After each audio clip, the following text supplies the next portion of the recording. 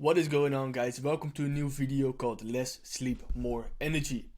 Don't get me wrong, I'm not promoting sleep deprivation over here, but what I am saying is if you optimize your sleep and if you follow the guidelines that are being given, you are able to sleep less than you're currently sleeping and have more energy compared to right now.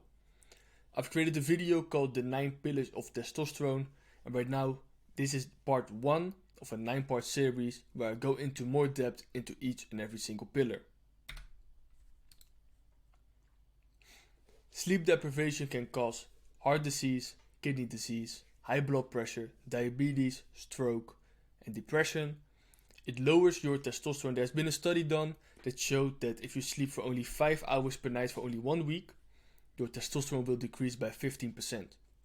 And it increases the risk of obesity because of the effect that it has on leptin and ghrelin, which basically control your hunger and how full you feel. Because if you're always hungry, then your chance of becoming obese is higher. Very simply said. Now, sleep deprivation can also cause memory issues, concentration problems. It can decrease your ability to think and to solve problems. It can cause unstable moods. It can weaken your immune system, so you will get sick a lot more easily. It will lower your libido, cause poor motor skills, and a lot more. But what is sleep? Sleep is the price that we have to pay for being awake and active. And you have two components when it comes to sleep: the quality and the quantity. When it comes to less sleep, more energy, we're going to be focusing on the quality and the right quantity as well. But what actually happens during sleep? During sleep, the brain stores new information. So, if you are a student, or if you are learning, or if you have exams or whatever, it's extremely important to optimize your sleep so you can store the information that you have just learned. During sleep, new hormones and proteins are being released as well as cells get repaired, energy gets restored, the immune system gets restored as well. Muscles repair and grow if you did any physical activity, and the central nervous system resets. You have different types of sleep phases, and the entire sleep cycle is 90 minutes. You have deep sleep, REM sleep, and light sleep. Deep sleep is associated with restoration, rejuvenation, growth, repair, replenishing the immune system, and getting rid of toxins. REM sleep is associated with dreaming, memory, creativity. It is also the sleep phase that produces the most amount of testosterone, and it is also positively associated with longevity. Light sleep is still important, but it is the best sleep cycle to wake up in. I recommend to wake up naturally if you can, and especially if you wake up at a reasonable time. About 6, 7.5 or 9 hours of sleep plus 30 minutes to fall asleep is recommended, because you have 90 minutes in each sleep cycle, so this is basically 4, 5 or 6 sleep cycles plus 30 minutes to fall asleep, which is also what you can see over here. You see 5 sleep cycles, 30 minutes to fall asleep. Deep sleep is more prevalent during the first part of the night, and REM sleep is more prevalent during the second part. It is normal to have about 50% of light sleep, 25% of REM sleep, and 25% of deep sleep. And now I think that this will sound familiar for most people. You need to wake up at 7 a.m., but you wake up naturally around 6. You think, I have an hour left. I'm going to turn around, fall asleep again.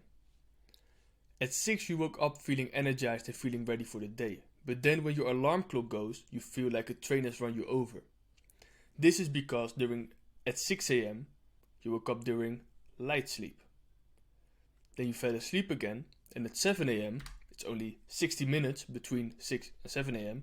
so you didn't go through a full sleep cycle. You're probably waking up at around REM sleep. So now you don't feel energized anymore because you don't wake up during light sleep. And that is why it is important to use the app Sleep Cycle, which is basically an app that will wake you up during light sleep. So if you want to wake up around 7 a.m., it will wake you up around 6:30 or between 6:30 and 7 a.m. depending on when you are in a light sleep cycle. And this will make sure that you will wake up feeling more energized. These are your body temperatures throughout the day. Now let's say you wake up a lot earlier, this graph will be shifted towards the left. If you wake up a lot later, this graph will be shifted towards the right. Before waking up, around an hour before waking up, your body temperature hit its lowest point. And in the late afternoon, its highest. Now, why is this important? This is important because your body temperature needs to decrease in order to fall asleep, and it needs to increase in able to feel energized and awake. So it is important to use this to your advantage. But how can you do this? It might sound the other way around, but it works like this. You need to do cold exposure in the morning, which will heat up your body. You need to do heat exposure in the evening, which will cool down your body. And the way that this works is pretty simple. You can see your skin as being like a thermostat. And if it's cold on the thermostat, it wants to heat up. But it doesn't mean that your core body temperature is actually very cold. It's just that the thing that measures the temperature is cold. If that makes sense. I'm trying to explain it as simple as possible. So if your skin gets exposed to cold temperatures, it wants to heat up. And if it gets exposed to heat temperatures, it wants to cool down. So cold exposure means like a cold shower or an ice bath in the morning. And heat exposure can be a hot shower, sauna, maybe a hot tub or a hot bath in the evening to cool down again. You don't want to mix the two, because if you do cold exposure in the evening, you will be laying awake. You don't want that. Next up is the circadian rhythm. You can view your circadian rhythm as basically the central clock of your body. It tells you when you need to be awake and active and when you need to fall asleep. Which is of course very important when it comes to optimizing your sleep quality, but also increasing your energy levels during the day. But what disrupts it? First of all, light and darkness at the wrong time. You don't want to be exposed to bright artificial light at night, or at least after sunset. You don't want to be in complete darkness when you should be outside. Inconsistent sleep schedule and sleep quality disrupts your circadian rhythm as well, because how can your body know when to be awake and when to be asleep if one day you wake up at, well, let's say 11 a.m. and the other day at 6 a.m. and you go to bed at 3 a.m. compared to 9 a.m. If that's different every single day, your body doesn't know when to be awake and when to be asleep, because you don't know it either, because it's different every day. The wrong timing of food disrupts your circadian rhythm as well as stressful events and of course night shift and jet lag. You don't want to eat a big meal too close to bed, don't want to have arguments with the wife when it's bedtime or watch stressful Netflix movies. And yeah, this speaks on behalf of itself, of course. So, how can you optimize your sleep? First of all, you need to wake up early and watch the sunrise. Now, I'm from the Netherlands. When it's winter over here, the sun doesn't rise early. But it is still important to go outside as soon as possible when the sun is rising, of course. Sitting next to a window helps a bit. Open doors and windows when inside. Sitting next to a window can help because the sun does go through the window, but you cannot sit behind the window watching the sunrise because it will disrupt the light basically. It takes about 50 times as long if you sit behind the window compared to when you are outside. But if you open the doors and the windows, it's about, let's say, 50% as effective, I think, give or take. That's just an estimate, don't quote me on that. Take it with a grain of salt. Sunglasses don't work as well. They are even more effective at blocking out the light, so it will take even longer compared to just sitting behind a window. Of course, pretty obvious because it is a dark tint as well. Having light breaks and eating outside is just effective to spend more time outside. But how long do you actually need to be outside to set your circadian rhythm? If it is sunny, about 5 to 10 minutes. If it is cloudy, about 20 to 30 minutes. So this means even if it is cloudy, the sun is still there, so you still need to go outside. You need to watch out for artificial light, because it sends the wrong message to your circadian rhythm. Let's say the sun has been set, it's dark outside, but you're still having these overhead lights turned on to the max. You're watching TV, you're scrolling on your phone, then your circadian rhythm thinks that it's still light. So it's not going to create melatonin, because why would it? It's light outside, you need to be active and awake. Even though it's already 9 p.m. and you need to go to bed, or 10 p.m. and you need to go to bed. So what can you do instead? You can wear blue light blocking glasses. Now, if it is in the evening, make sure that the glasses are like dark red or red, because that is the most effective. You can also use candles instead of artificial light, instead of the overhead lights. You can use red light as well. I have these lights that I can turn red, which doesn't disturb your sleep as much.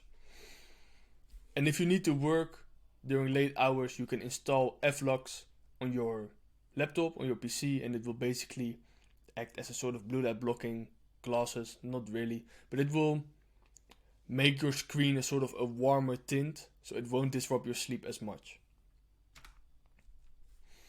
Now, food and your circadian rhythm. Food is like a barcode of light. And this is because if it is winter and you're living in Scandinavia and you're eating mangoes, then that's a bit of a mismatch between food and environment. So you need to watch out for that, because otherwise your circadian rhythm is going to be disrupted as well. During the winter, it's more... These are the wrong way around, my bad. Fruit and carbs is more available in the summer. So fruit plus carbs should be summer, not winter. And there's more fat and protein during the winter compared to the summer. So switch these two. Fruit and carbs, winter, fat and protein. Shit. Fruit and carbs during the summer, fat and protein during the winter. Also, when it's winter, the sun is out less long. So you need to sleep longer as well. And during the summer, you can sleep a bit less. So, to optimize your circadian rhythm with food, make sure to eat local, but also seasonal food. As I said, how can you optimize it? Local farmers market, because there are only local and seasonal food. Eat breakfast within an hour after waking up. Make sure to not eat big meals within 3 hours before bed, besides the sleep shake. But the sleep shake is going to be covered a bit later on in this video. You can forage some wild food, connect with the farmers, and learn about your ancestry as well. Now, let's talk about coffee. Coffee increases dopamine, which is of course alertness. Adenosine builds up during the day, which causes the sleep pressure. But caffeine latches to the adenosine receptors but doesn't activate them. So what it means is this. You have adenosine in the yellow car, wants to park. But caffeine comes along, in the Lambo. He doesn't care about the yellow car. He's an entrepreneur, he's busy, needs to go to his meetings, doesn't care about the broke yellow car, adenosine. So it parks into the parking spot. However, it doesn't activate them. Doesn't need to pay for the parking. He doesn't care. Gets a parking ticket or a parking ticket. He just pays that instead of just paying for the spot. If that makes sense, I hope it does. After a little while, caffeine is still superior, of course. So it's parking in the parking spots that the broke yellow car wants to park. But after a little while, the business meeting is over. The money is made. He can go home, can go to the gym, can go to the next meeting, whatever. So it goes away, as you can see with the arrows. So now the angry adenosine can finally park. And this is what's called the caffeine crash. Because now all the adenosine that couldn't bind to its parking receptors, or couldn't park in its parking spot, now has the space to do so. And there's even arrived more adenosine compared to before. So now you will crash, because adenosine, if adenosine is binding to its receptors, it will make you sleepy, which is called the sleep pressure. So, which happens during the day. You need to sleep, and then the sleep pressure goes down again. But you use ATP for energy during the day, and the A stands for adenosine. So then adenosine is basically getting loose, and it wants to bind to its receptors, and it makes you sleepy. But caffeine makes sure that it doesn't happen. Hope it makes sense. I think it does. If not, just let me know in the comments. I will explain it a bit better. So, the sleep shake that I talked about previously. The ingredients are kiwi fruit and or pineapple, honey, salt, collagen and gelatin, and taurine. These two are optional. Kiwi fruit, pineapple and honey increase melatonin. Salt makes sure that you don't wake up during the night. Collagen and gelatin increase glycine and GABA, which is important for your sleep as well. And taurine increases deep sleep and testosterone levels. So if you combine these, it will not disrupt your sleep. It will make sure that you fall asleep quicker and stay asleep. It will make sure that your body recovers better, because this is also a protein source, of course. And it will increase your testosterone and sleep quality overall as well. So that is the sleep shake. Kiwi fruit, pineapple, honey, salt, collagen / gelatin, and taurine. The exact measurements aren't that important. You can just eyeball it a bit. I personally take about, I'd say 60 to 70% of pineapple, 30 to 40% of kiwi fruit. Just a bit of honey, a bit of salt. I just eyeball it, and I eyeball this as well. It doesn't matter that much. Just make sure that these two are the main ingredients. And you can choose to either only get pineapple, only get kiwi fruit, or get both of them. It doesn't really matter. Nose breathing is important as well, because if you breathe through your mouth, it will make you uglier and it will decrease your sleep quality. So, how can you do this? You can take more vitamin C and vitamin E. You can do mewing, which basically means to put your tongue posture at the top of your mouth. You can train your neck muscles. Try to breathe through your nose when awake as much as possible, and you can use a nose strip and mouth tape like this guy when falling asleep. But this is like a band-aid solution. These things are more like a long-term solution. This is a great way to start. You can also just only get mouth tape if you want to. I personally like the nose strip as well. Now you have seen that this video is called Less Sleep, More Energy. And as some of you may know, that is a course that I've created about optimizing your sleep. Here are a couple of reviews. This guy told me that he doesn't need to sleep 8 to 9 hours with 6:30 to 7 hours of good quality sleep. He has more energy. Now think about what you could do with 1 to 2.5 hours extra per day. Imagine how much more you could get done, and that's not even talking about the energy part. Course is great, thought I knew a lot about sleep, or that's what I thought, but there are so many practical takeaways in this course that would change lives. Very easy to implement, very practical, and explained in a very digestible way. It is fantastic, useful information, so many things that caught my eye, most important ones. Very informative and practical. It not only explained the importance, but also gave actionable steps how to increase it. Improve the sleep habits, and it is very simple to implement into his day-to-day life. Thank you for the Less Sleep, More Energy. Very good, already improved my sleep, and I didn't even read the whole thing. You are awesome. Over here as well, you can really be proud of yourself. Extremely good product, which will provide big value for the people. Your book is fantastic. It highlights the importance of overall sleep, offers great insights, practical tips, and it will be one of the books which will help me in facing issues on sleep.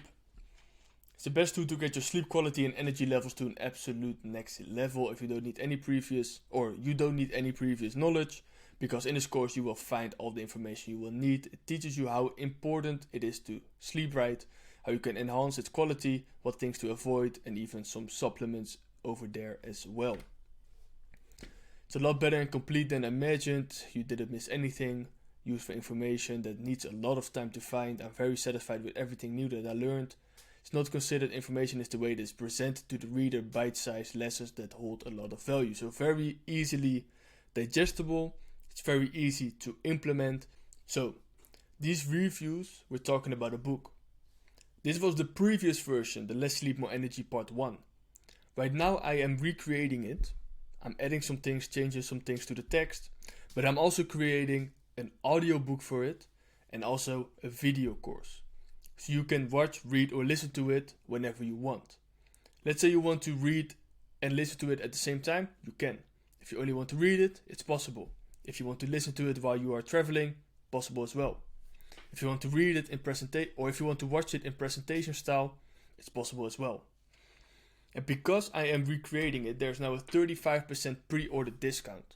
So, if you want to get the unfair advantage to get a lot of useful information that needs a lot of time to find, you can for a 35% discount right now. Just go to the first link in bio and you can get it over there. Thanks for watching and I hope to see you in the next video.